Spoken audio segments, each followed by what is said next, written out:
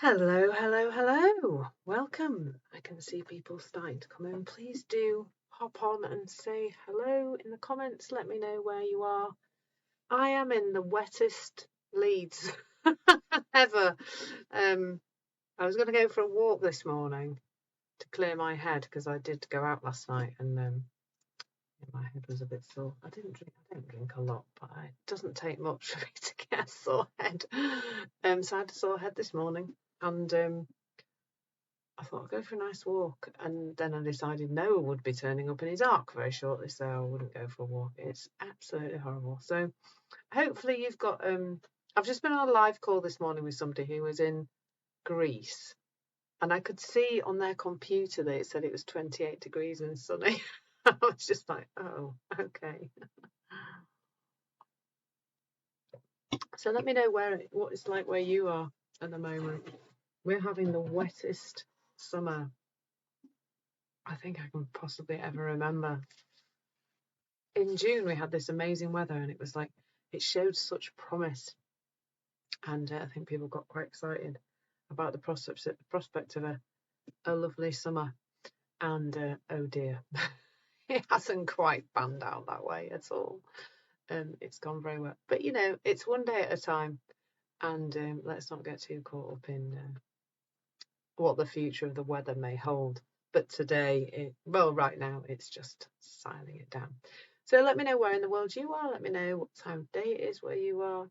Let me know what's brought you here. Oh, so Kristen, it's sunny in Maine, but it has been rainy all summer. What is going on in that old planet? It's very strange, isn't it? And of course, in southern Europe, people have been evacuated from their hotels due to fire because it's been so hot in southern Europe that they've had bushfires and God knows forest fires and all sorts of things.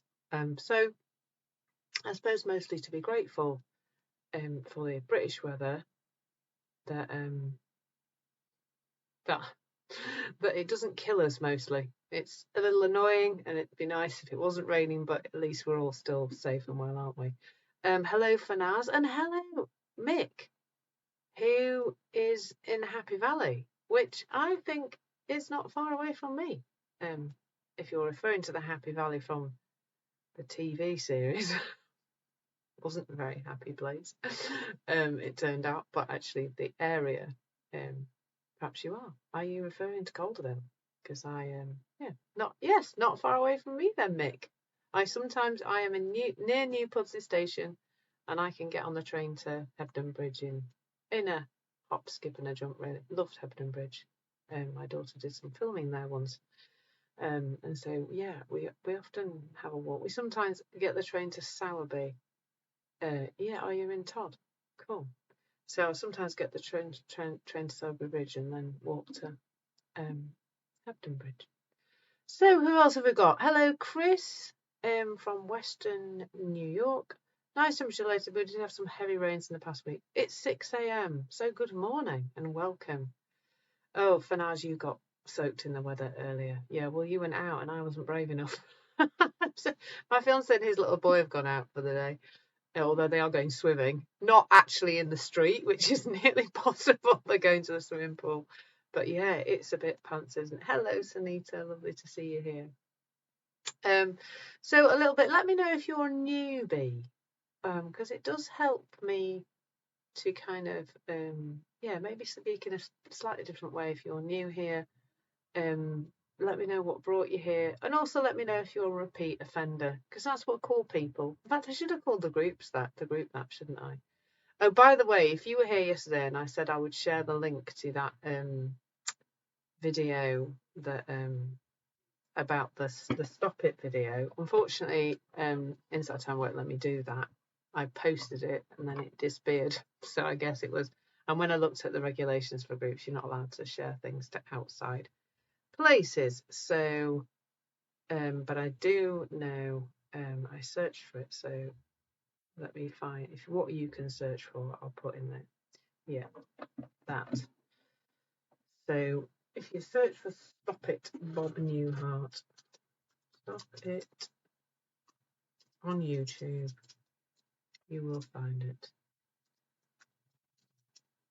And it really, I think it's it's amusing, but it also speaks quite a lot to what I share here. So if you just search that on YouTube, you'll get that video. So Lauren's visiting Florida right now. Upper 80s, lower 90s, sunny, 5 a.m. New NJ is home state. Is that New Jersey? 80, lots of sun and scattering rain. So, yes, New Jersey. I'm doing all right with my American geography now. I'm getting there. It's like every day's a school day for me too on Insight Time, because I get to know all these places in the US that I've never heard of. Although, of course, many of them are similar because you have the same place names as us for obvious reasons. So, let's talk a little bit about me. Not really, well, I do that a little bit because I share my stories and stuff. But I was a busy professional woman, which makes it sound like I'm not a busy professional woman now. I am, but I had a proper job. I was a primary school head teacher, did 20 years in primary education and burnt out in 2015. Then went on, then didn't work for a year. Unfortunately, I was diagnosed with depression, didn't have depression, had adrenal burnout. Burnout is now rife, particularly amongst women, but it's happening to lots of people. I was at a networking event last night where I drank 3 glasses of wine, which is why I have a horrible headache today. And I chatted to one man who was in recruitment, and oh my goodness, he wasn't good, not good at all. And it shouldn't be like that, and it doesn't have to be like that. So after burnout, after a year off sick, I resigned. I started a business originally in hypnotherapy. I don't do hypnotherapy anymore, and that's nothing against hypnotherapy. It's just the realizations that I had meant that hypnotherapy didn't make so much sense to me anymore.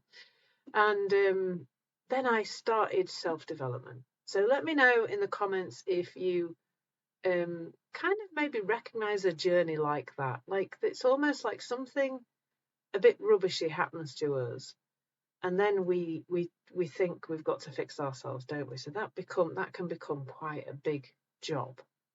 And I guess if you run an app like Insight Timer, so I say as a consumer, as a user, as an explorer, as a seeker, then you probably have tried or are trying lots of different things to help yourself feel better. So let me know if you're familiar with that kind of thing. And I think for me that the initiation of it came from going to lots of business networking events and having people tell me, oh, you need to read this book, you want to be more mostly focused around productivity. I thought I wasn't productive enough, I thought I didn't do enough, I wasn't enough, generally speaking. And that, when we explored yesterday, we were exploring the inner critic. That came out really strongly yesterday, and I suspect today when we talk about perfectionism it will come out strongly too. So yeah, every time somebody suggested a book that was going to make me, I don't know, have more time, be able to do more in less time, create more money, have a better business, blah blah blah, all of that. Once I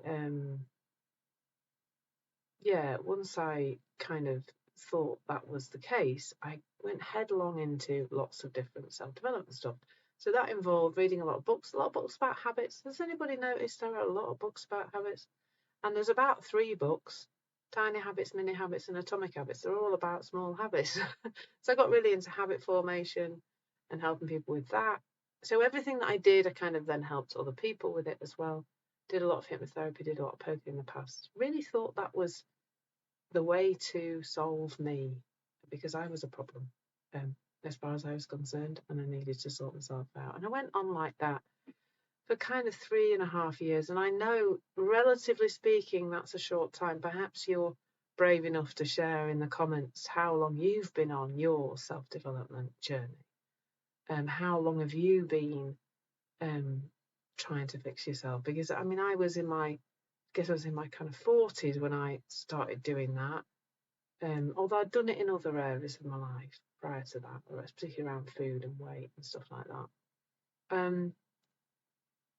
But perhaps it's even longer for you, and perhaps you're quite tired of it, really. And that's kind of what happened to me. I was at a place of, I was in a place where I really thought that I needed to keep doing all these things to be okay. I didn't realise there was a way to stop doing that, and I kind of thought that was my commitment to myself. Does anybody else relate to that? Got to keep doing this because I'm committed to the self-improvement thing, the self-improvement of Claire.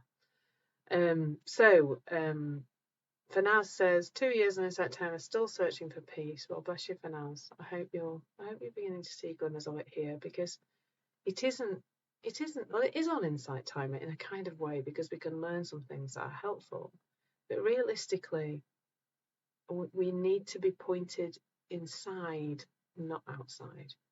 And anything that's encouraging you to look within is pointing you in the right direction. The problem is that at the moment we're being pointed outside of us a lot. So Kristen, you love reading self-help books, 57 years and still striving for perfection. Oh, bless you. Well, it's really interesting, because last month I explored a lot around productivity, and I have a course about productivity called Stress to Success. But I'm finding exactly the same things are coming out in our relationships, because it comes out in all different ways, doesn't it? Perfectionism. The same things are coming out in our relationship stuff as did with the productivity stuff and everything else, I think. So we're going to explore that a little bit. So yeah, so I was on this path of trying to fix myself, and I know lots of you here can really relate to that. And if you have just arrived, by the way, do say hello and let me know if you're new or whether you've come across me before. And also let me know if you've come across the 3 principles, because that's what I'm going to be talking about. So I was kind of going round and round in circles, trying to find a thing, doing lots of daily rituals, and kind of, trying lots of things. And then I was introduced to this understanding that I now teach and mentor, known as the 3 principles. And I don't tend to call myself a coach anymore, because coaching is one of the skills that I use. But I would much more call myself a mentor, a teacher, a guide, really. Someone who can, and I call myself a human potential catalyst, someone who can kind of hold your hand and help you to see what's already inside you, and what's beyond or what's beneath the noise of your psychology. Because it's so much more. We spend so much time in here, going round and round in circles, but the answer isn't there. It's something that I can point to. Probably none of us can actually see, but we can experience it, I think. So, bless you, Paula. You do not have to apologise for being late. Don't worry. I've just been waffling a bit. Probably stuff you've already heard before. So, Mick, you mentioned, the Boxing Day floods. Yeah, 2015. I remember them well. I really do. Started an ongoing process, mentally, physically, emotionally. Disintegration. Oh, bless you, Mick. I'm so sorry to hear that. I know that part of the world where you live was hit very hard. My fiance and I had met in 2015, and he lived in Tadcaster. So, our relationship got a little bit tricky then, because the bridge fell down during those Boxing Day floods. I remember as well walking on New Year's Day, walking down to Kirkstall Bridge, which again was very badly flooded. Brand new shopping centre. It had only opened just before Christmas, and just the stuff that was in the trees and the mess. So, excuse me. I'm really, really sorry to hear that. And I hope you find something here, Mick, that's helpful. Because kind of just because something awful has happened to us, that does not have to continue to impact on our lives. It turns out. I used to think it did, but not so much now. So that's what I do now. I guide people, I teach people, I share the 3 principles. I do that on Insight Timer. At least I tend to do 4 or 5 of these a week. I did 2 yesterday. And I'm starting to get into a bit of a pattern of the timings of them, but it's not quite settled. I try to do one on a Friday at 1:11. That's one of my little favourite slots, the lunchtime-ish slot for the UK. And I usually do one on a Monday evening, and I am going to be doing the regular one on a Tuesday evening, and then picking up an odd morning here and there. And the Tuesday evening one is going to be, scheduled. I'm scheduling that for just before a live Zoom that I'm going to do. That's going to be a place where people can actually have a conversation, which would be good. So, a great place to, a great thing to do if you're new here and you just want to find out a little bit more is, of course, to head over to my bio and follow me there. And to check out the link there. There's a link in my bio, and that does give you lots of opportunities to find out a little bit more about me. Oh, and we have the battery saver light coming on, which means my computer's out of juice. Let's just plug myself in. And there we go. Hey, battery saver off. We're up and running again. Very dark. Oh, it's dark because my screen's dark. I'm not as dark as I thought it was. That's good. Yeah, so what was I going to say next? Yeah, so I've got a lot of stuff on here. I've got 4 courses now, on sort of 4 different subjects. The first one, Calm, Balance and Clarity with Ease, is quite a general course. I've got Revealing Your Full Potentials of the 3 Principles, which is probably my most popular course at the moment, and that's one where I'm having lots of great conversations with people, because that's the nice thing about the course platform. We can chat a little bit on there. And then I've got Stress to Success, the 3 Principles of Approach to Effortless Productivity, and Creating Harmonious Connections and Enhancing Relationships with the 3 Principles, which is my latest course. And that's proven quite popular as well. I'm having some great conversations on there. Because this understanding for me has really changed dramatically my relationships. And also it's changed dramatically my productivity, which was the thing I kind of was always trying to solve way back when I first went into my self-development journey. So these sessions are brought to you via donation. So if you are able to make a donation, that supports me. And as you know, as you're supporting me, you can support Insight Timer too, to help to keep this element of Insight Timer free for all. So we're going to talk about perfectionism today.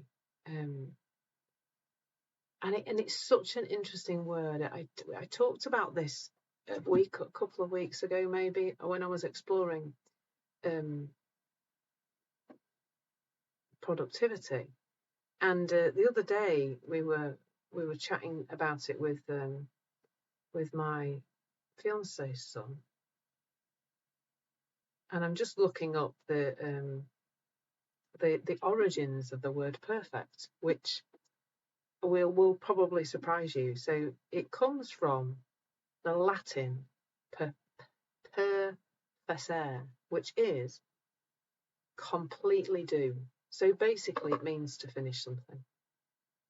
Perfect. It means to finish, to complete something. That's it. That's what it means. Now, isn't it interesting that word has been, I don't know, what even is, like, it's just made up, isn't it? The whole thing, the whole idea that there is something that is perfect is just rubbish. And what's coming to mind now is, I think comparison, of course, comes massively in with perfection. But I remember once taking a picture of 2. So I got a bunch of flowers, and I had it in the kitchen. And I remember looking at the flowers and seeing that there was one rose. There were roses, or carnations maybe. No, there was roses, I think. And there was one big, really big rose that was all kind of opened and big and bold. And then there was this little rose. It was smaller. It wasn't as open. It was going to be a smaller flower. There's no 2 ways about it.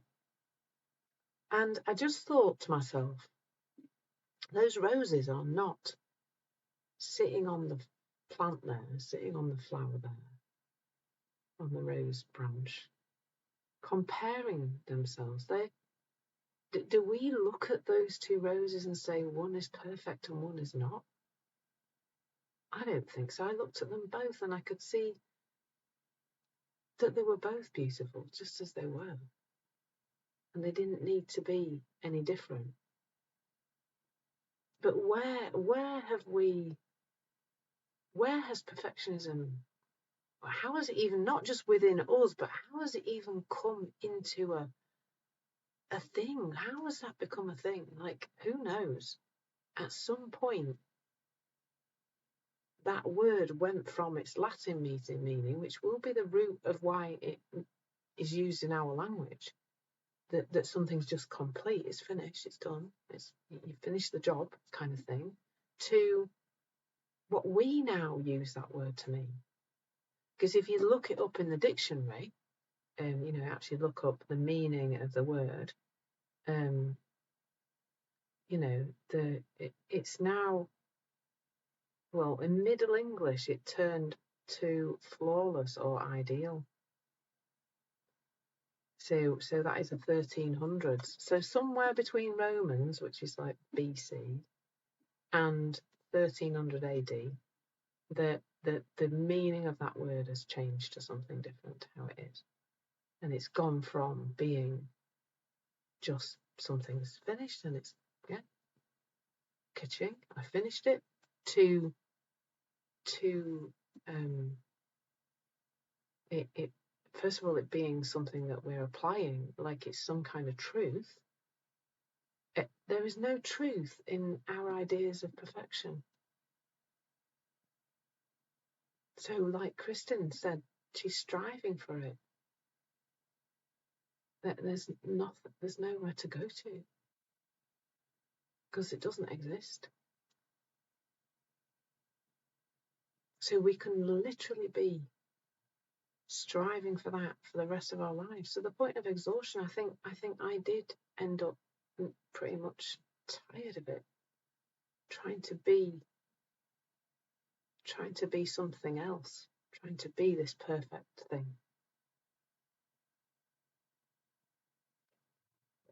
So let's when we're thinking about making authentic connections with people, let's explore how does perfectionism get in the way? So for me, it got in the way in an earlier part of my life. So I'm not with the father of my children. He's my ex-husband, and he lives next door. Lol. So within that, my decision to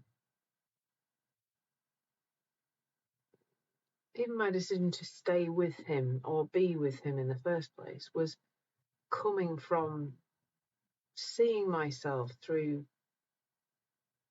the lens of not being perfect, and therefore being okay to accept a relationship that wasn't anything but perfect. It was not a good relationship. I mean, I'm grateful I had it because I have 2 children who I love very much and I'm grateful for. But it wasn't a healthy relationship for me or for him, to be fair. It wasn't, there's no blame. We were just the wrong people for each other, really. And where it manifested in that relationship was my attempts to get him to change. So I viewed myself as not good enough and worked on myself quite a lot right from years and years ago. But I also was very critical because I wanted him to be perfect, better than he was. I don't know if I would have used the word perfect, actually. But anyway, it came out in criticism. And to be fair, and to be honest with you, as I like to be, and to be not pretending I'm something I'm not, it's still there now. This underlying attempt to try and make myself and other people around me behave in a certain way so that because it still looks like in some moments, although I do have a better awareness around it now, it does look like that that there is something that can be perfect, that there is something better than where I am now.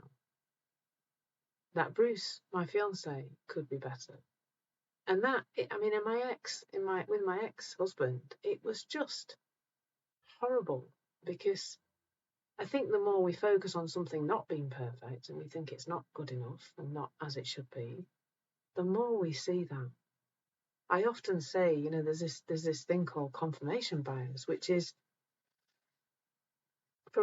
useful for us to understand, because it kind of says, right, well, there's about 7 million bits of information being processed kind of um, in your brain in any moment. So, but really, you can only be aware of 50 of those bits of information, and so your reality is created through the lens of your beliefs. If you believe something to be so, anything that doesn't fit that will be ejected from your awareness. It won't even come into your awareness. It won't be ejected. It won't come in and go out again. It just won't be there at all. So I often, talk about this, and we've all got something like this. I think maybe you want to share your thing. That if I think Bruce isn't very good at emptying the bins, when I go in the kitchen, I only notice the bins if they are full. If I go in the kitchen, the bins are empty, my brain just won't bring that into my awareness, because it doesn't fit with the belief. The belief is that Bruce doesn't empty the bins, and he's a bit slack, and he's not perfect with bin emptying, and therefore I don't get to see when the bins are empty. And how this manifested with my ex-husband was that I said he was untidy, and so I was kind of looking for mess all the time, and so I got what, not deliberately, but I got what I was looking for, and was just mostly cross with him most of the time for being untidy. And I was looking for perfection there, I think. So the drive for it, the drive for perfection, can really hinder us building the kind of relationships that we want, because we're trying to be perfect and we're trying to get other people to be perfect. And oh, bless you, Sunita. Well, I think there's not many people who don't do it at some point. So this is where what we were talking about the other day, this is where self-compassion really comes in, and being really kind to yourself, and knowing that in the moment you're going to sometimes do that. And like yesterday, I think you might have been here yesterday, so I was talking about how my fiance put a packet of vitamins in the wrong place. You'd have thought he'd blown the house up. No, it wasn't that bad, but my whole reaction to that was excessive, really. I mean, it wasn't insane, but it was just too much for the packet of vitamins being in the wrong place. But there were all sorts of things about how I thought he wasn't perfect, how I thought he thought I wasn't perfect. There was a load of stuff around that. But I went and apologized afterwards, because I knew that in that moment that's what made sense to me, and that's okay. You don't have to there's no point beating ourselves up about it afterwards. Just realizing that we're always doing our best with the thinking that looks true to us is really helpful. So perhaps you've noticed, for you, what is it? How does this perfectionism leak out into your relationship? How is it getting in the way of your authentic connections? Let me know in the comments if there's something there that you've noticed. So on Friday, I went to the circus with Bruce and his son, and circuses have changed so much. I haven't been to a circus for years, so there's no animals now in the circus. Well, not in this one, because it came from Brazil, but it was very good with some very bendy, balancy people. Amazing. And I don't know what had happened just before he set off. Something Bruce had done that I wasn't happy with. And when we got to the circus, I just had this huge realization that every time I criticize him, that's my perfectionist thinking coming out. For me, there is some danger in not being perfect. For me to not be perfect, for him not to be perfect. There's something there to see. And I got quite emotional because it was just this real awareness that that I am a recovering perfectionist, and the impact it's having on my relationship. And not just my relationship with Bruce, but my relationship with other people who aren't being as perfect as I'd like them to be. So the other thing that comes to mind around this is, well, just how tiring it is, really, if all the time we're trying to make things different, and it really does come, this, even the whole perfectionism thing comes from the outside in misunderstanding. It's just another way that it's dressed up. It's in the coat of perfectionism in this conversation. But that outside in misunderstanding shows up in all sorts of ways.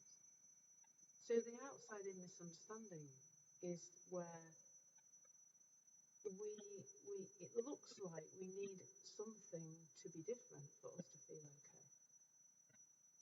So for me, for a long time with my ex-husband, it looked like if he was just perfect, if he just didn't make any of these errors, what I did like, and tidiness and disorganisation and whatever else, then my life would be, I would feel okay. So it looked like my well-being depended on him being different.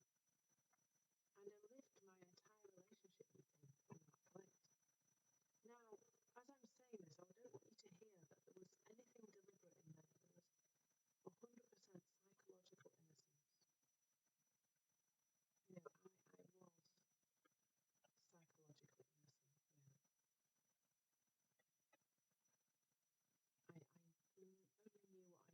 that place. Thank you for the love hearts. That's really lovely. I guess that means people are relating. And I just didn't see it I couldn't see it any other way, because I was fully invested in the outside in misunderstanding. And what we teach in the three principles, so this whole, I didn't even mention the three principles at the beginning, did I? Forgot about that. Thank you, Paula, so you totally relate to what I'm saying. I don't think the video is common. So when we explore this so the three principles is what you're learning about here. You're learning about some of the implications of the three principles. The three principles are thought, consciousness, and mind. Universal mind or universal energy. And they really are the three little jigsaw pieces that come together to create our human experience. And often in the three principles conversation, we talk about the inside out understanding. And that is that the generation of your experience, and that by your experience I mean what you see,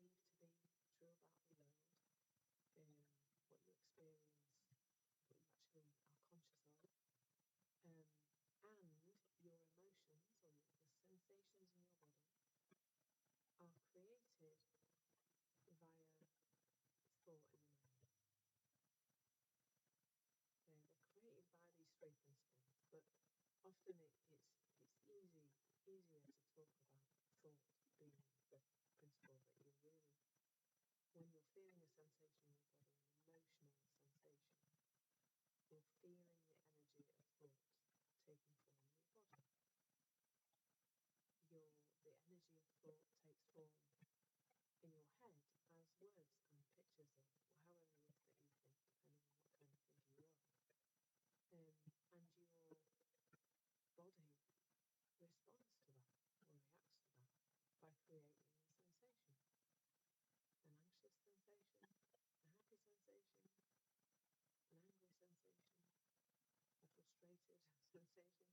about the ones that are links to our relationship. So the perfectionism piece is really strongly caught up in us thinking the opposite of that. It's caught up in us thinking that our feelings are coming from the outside world. That's a misunderstanding.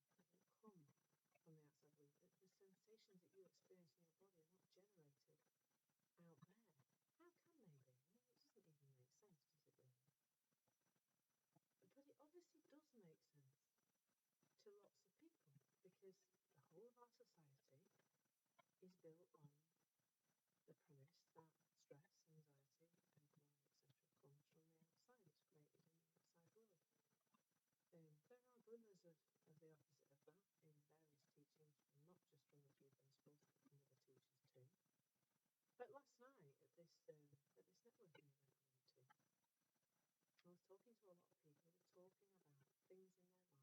were talking about things in their life being stressful. So there was a guy who's a business owner, taking over a family business, talking about dealing with the staff being stressful. There was a guy who was from recruitment, and he just said, was talking about how he was getting on, and he was talking about stress, and he said, because recruitment's stressful, as if that's just a truth. But how can it be? How can something from the outside world create a sensation in our body? It doesn't work that way.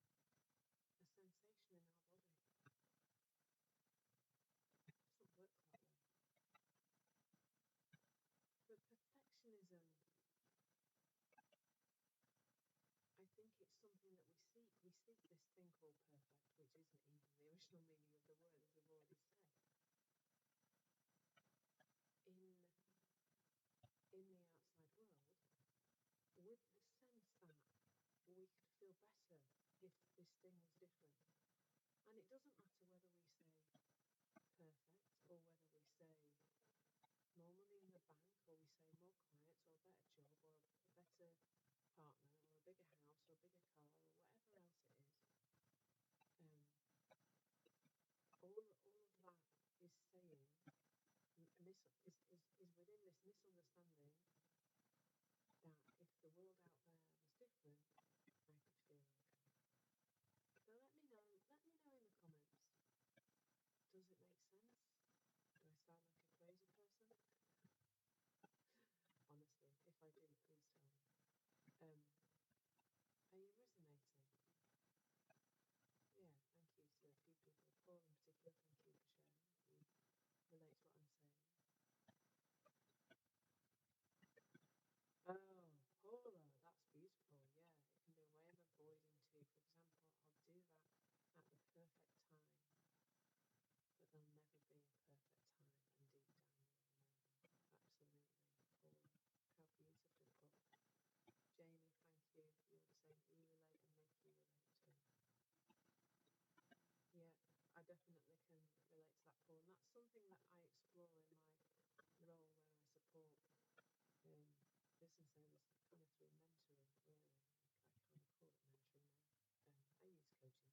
questioning and stuff, but I see it as mentoring because it's the wisdom that I've gained from this exploration and helping you to experience your own insights around it through conversation. And that kind of thing is the kind of thing I explore all the time, avoiding, because that was my strategy, not strategy. That was my way of, avoiding things or similar to that. There'll be a perfect time for this at some point, and there never is. So you never do it. And I shared this recently. I have a motorhome, and when we bought the motorhome 2 years ago, I had a frozen shoulder. So I couldn't drive the motorhome because I just wasn't strong enough.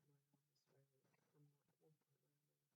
And at one point my arm only kind of went up to there, so I couldn't have driven a big heavy vehicle. Anyway, so my fiance drove it. And then last year when we renewed the insurance, I got put on the insurance. And I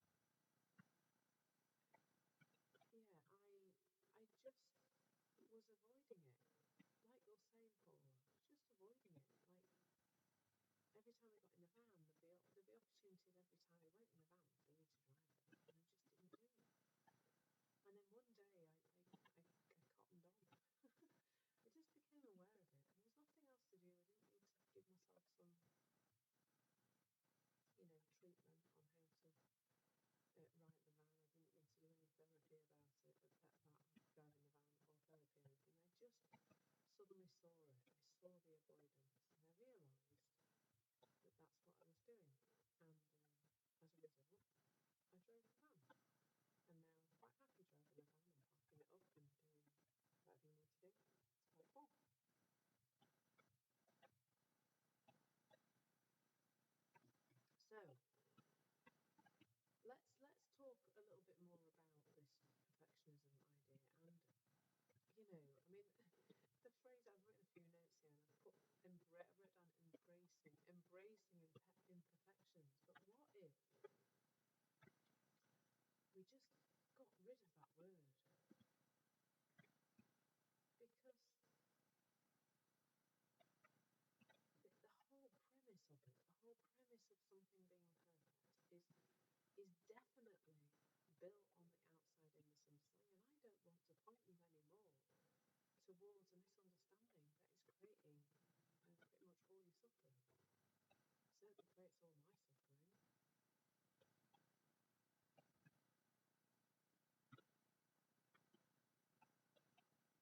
There's something about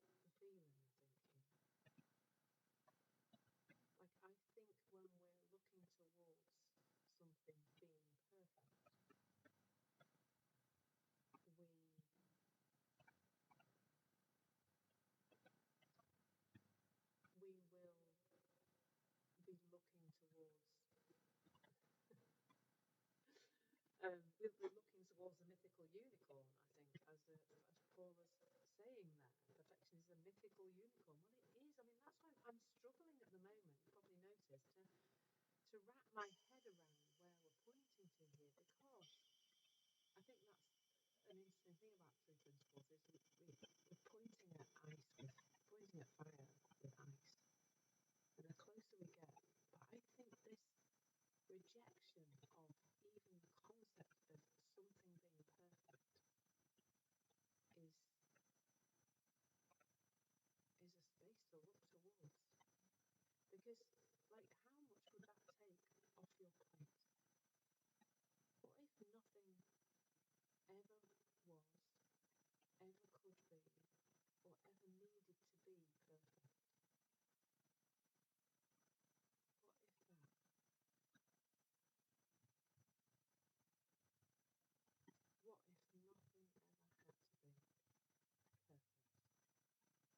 What if that word just doesn't exist? What if it's an illusion created by almost created by the manipulation of a piece of language way back? What if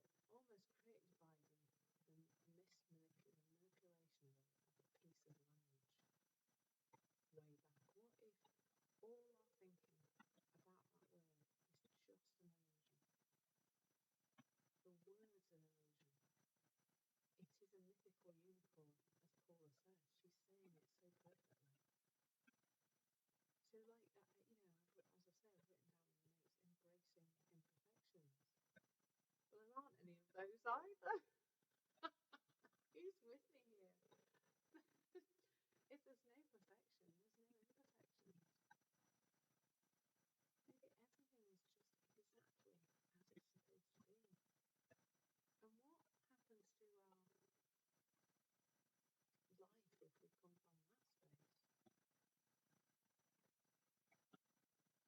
Hello, Blossom. Lovely to meet you. First time here. Hope you're enjoying it. As we completely smash up the English vocabulary. Let's do that. I mean, it's not the first word that I've said we could get rid of and everybody would have a nicer life. Because it doesn't exist. There is not, there isn't anything.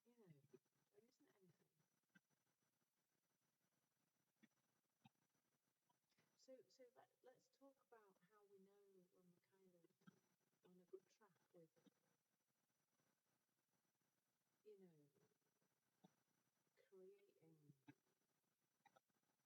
authentic connections with other people and when we're not.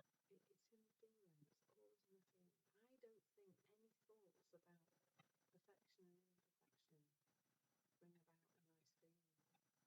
about perfection and imperfection bring about a nice feeling. If I look at myself or somebody I'm in a relationship with and I start saying something's perfect or imperfect or anything, I'm definitely going to create an uncomfortable feeling. And those feelings, from this three principles perspective, those feelings truly are a gift. Those emotional sensations in your body. Like I'm going to say frustration. For me, it was probably frustration, irritation and frustration, probably. So if I'm looking at my ex-husband, or even at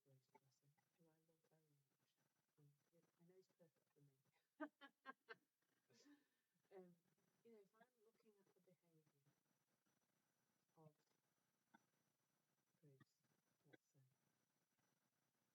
very much, and I know he's perfect for me. If I'm looking at the behaviour of Bruce, let's say, and I want his behaviour to be different, that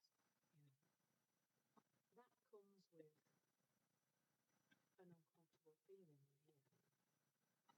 Like, what's your uncomfortable feeling that comes to mind? Maybe it's frustration, irritation for you. Maybe it's anger. It can be anger, can't it? Especially for me, if it's something that I know I've told him multiple times before needs to be better. Oh, Summer Star, hopefully you'll just get something. You'll get something out of this little exploration. We've already decided that perfect doesn't exist, so that's you up to date with that little bit, Summer Star. That was my little wander about. So when I'm feeling, if I'm looking at Bruce and Bruce is doing a thing and it's the thing I don't want him to do and it's the thing I've told him about many times before. Anybody else relate? Go on, be honest. And I feel a frustration. Yeah, I feel an uncomfortable feeling in my body. I feel wound up perhaps a bit. It doesn't feel nice, does it? Now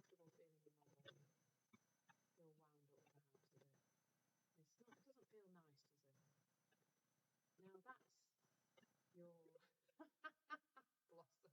Sounds like your husband. Yeah, well, we've all got one. Well, some of us have got one, some of us have not got. We've all got another half. A lot of us have got another half or another person. There's a person in everybody's life. It can be a husband, be an ex-husband, it can be a friend, be a mother, father, brother, sister, there's somebody in our lives for all of us, isn't there? Who seems to be just keeping on not being perfect. Bless you, Kurt. Kurt hears that from his wife a lot. Bless you, Kurt. So we feel that feeling, don't we? Now, this is where the misunderstanding often comes into play because it can look like from an outside-in misunderstanding. This is not right. It can look like there's an icky feeling in my body, a sensation. Don't like it. It's not nice. It's anger, irritation, frustration. Feel good.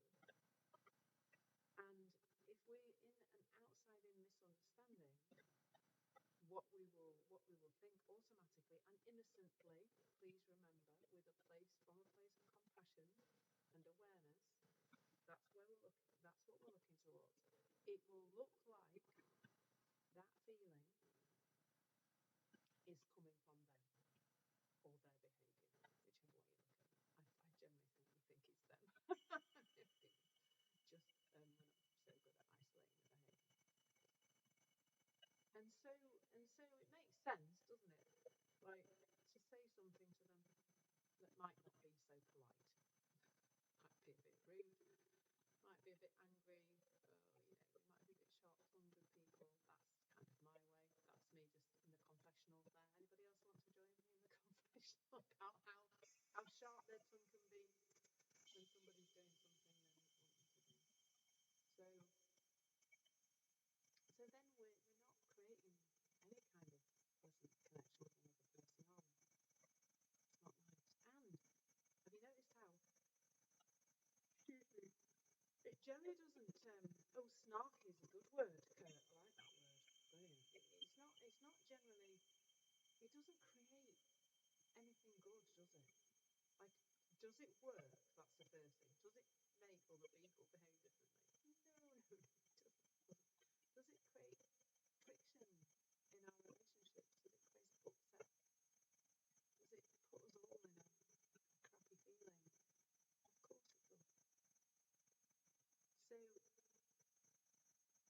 here's the opposite. Here's the opposite. When we understand, and when I say understand, I mean I can probably keep looking in this direction for the rest of my life and I still won't catch it all day, every day. It's like, well, one of the lessons in my Constant Calm program, which is my coaching, my one-to-one coaching program, is called Now You See It, Now You Don't. So, you know, because you will. Some days you will spot this and some days you won't. So here's the inside out truth.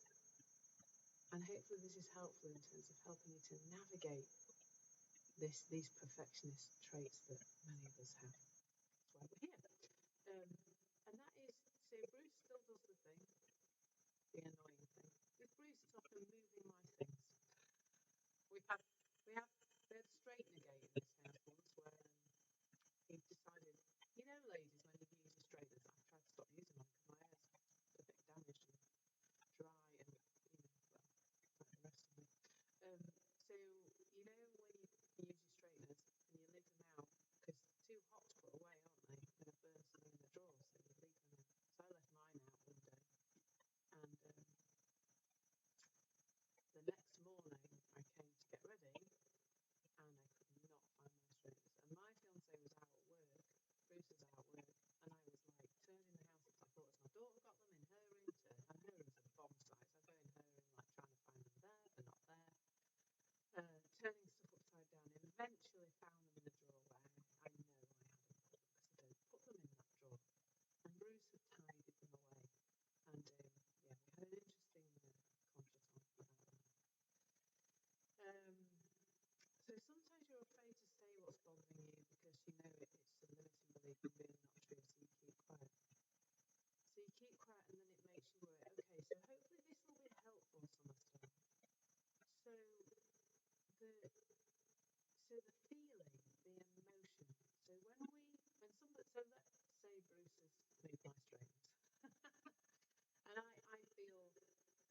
so let's say Bruce has moved my strings, and I feel that feeling. It comes up. It's almost like that's like a little button that's been pressed, isn't it? And nobody's pressing your buttons, by the way. And there's no triggering going on from the outside world. However, what is triggered is your relationship with that kind of behaviour. We've all got things we don't like, things we do like, things that frustrate us, things that don't. So for me, my stuff being moved or things being moved from a place where I've left them to somewhere else is one of the things I get a bit about. So when we feel that feeling coming up, that when we're in the inside out truth of how we work, when we understand, when we're looking in this direction, we realise that is a warning signal. And that is to let us know that our state of mind is off and that we're not in a fit state to communicate, to create a nice connection with another person. We're more than likely that feeling's going to come out of our mouth and it's going to be more of the same of what's flowing about. So the thinking's off, the feeling's off, the mouth opens and something off comes out. So it's not helpful.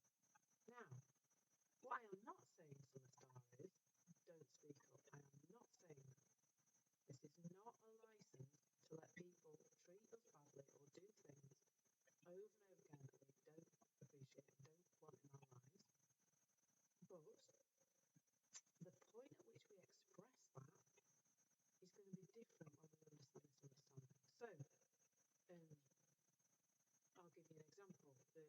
That my fiance's got a little boy, and that little boy has a mum who's sometimes quite rude and unpleasant, particularly mostly in messages actually. And there's been a number of occasions now where she sent a really quite rude message. And initially, Bruce and I are both like, oh my God, what again? Really? For God's sake, we've kind of had enough of it. We do a little bit of to then reply from that place. There, back at her. You know, why? Definitely with the premise, if she just stopped doing this, we could have a nicer life. That was it. It was that all the way. And then one day, I realised that one of those messages came in, and I put the phone down and I took a breath. Now, on that particular occasion, I didn't bother to even reply. It's like a little voice in my head said, "You are not in a fit state to reply to this message. Step away from the phone."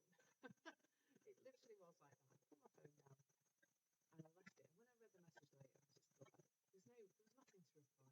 She was just saying, "You do this and don't do that," and there was just no point replying because there was nothing really to reply to.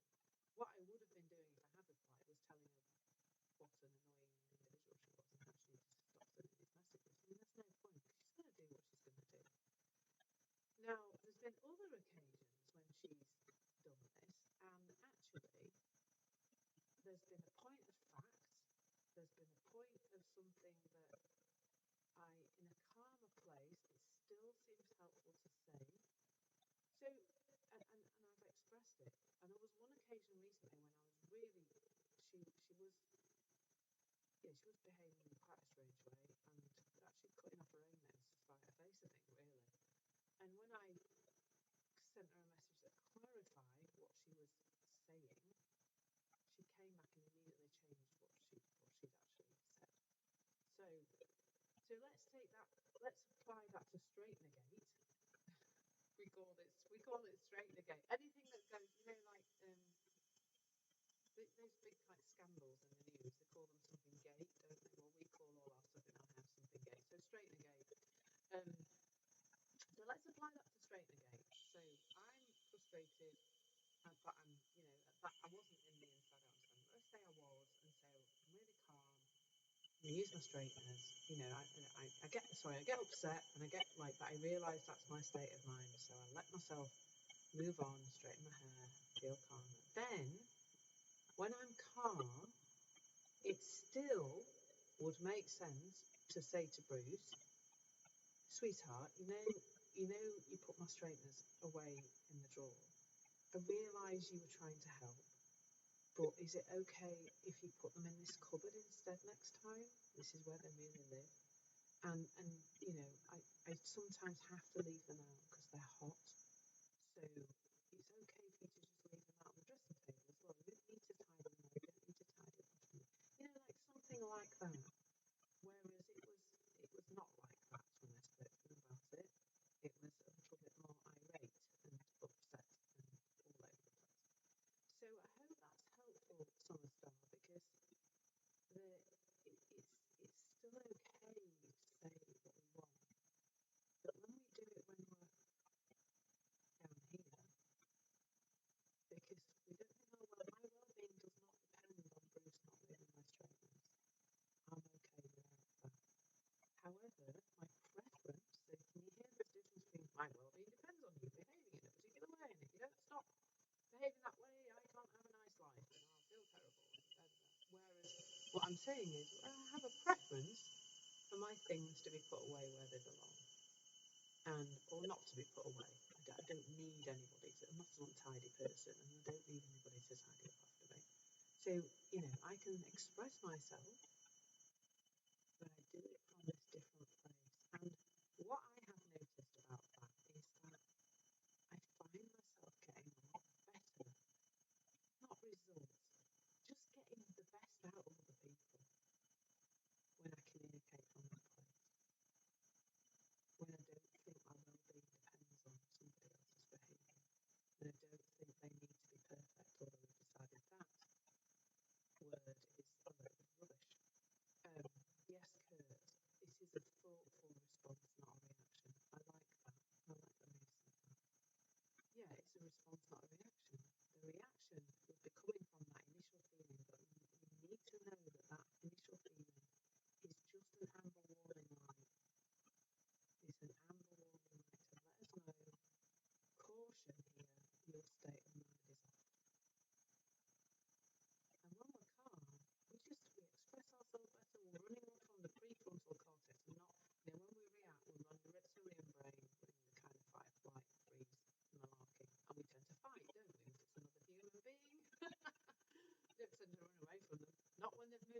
straighteners anyway, definitely not.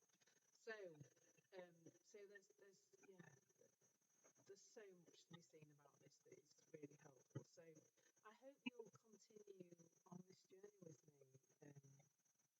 Please do follow me. Please let me know. Join me by following me here, by checking out my link in bio. I'm just going to open the app on here so I can tell you what's going on the rest of the week. I think we've just got one more this week. So we've got 1 at 11 on Friday, so I'm not doing that tomorrow. I'll get my head down and do my ILM assessment.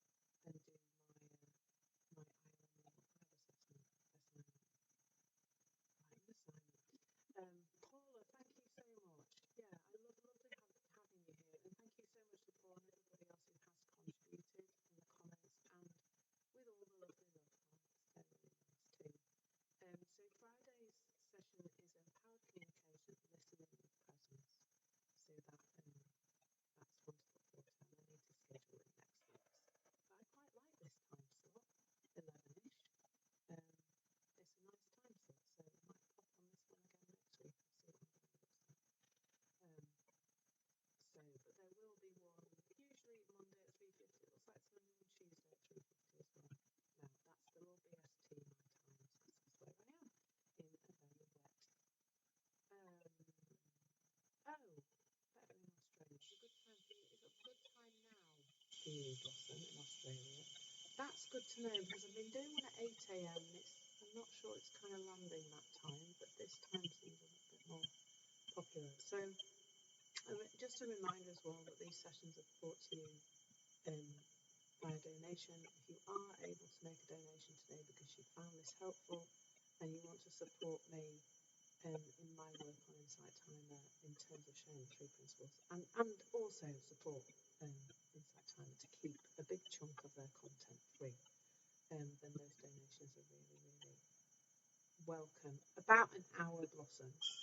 Yeah, it started it would have been 8 p.m. for you. Quarter past the hour. No, 5 past the hour it started. Started at 5 past the hour. So 5 past 11 here it started, which I'm guessing was 5 past 8 for you p.m. Good. So yeah, I hope to see some of you on Friday at 1:11 or at one of the sessions next week. I do try to make sure there's a range of different times so that no matter what time zone you're in, you can hop on and say hello. And do check out, follow me. Oh, thank you, Blossom. That's lovely. Check out the link in my bio. There's some new stuff on I've just put on today. Other opportunities to get into a face-to-face conversation with me, which is always more fun, I think. So thank you so much for being here. Lots of love. Have an absolutely lovely day or a good sleep if you're heading in that direction. I hope the sun shines a bit where you are. I think it might have stopped raining actually. Hello. I'll go out for a quick walk. Thank you so much.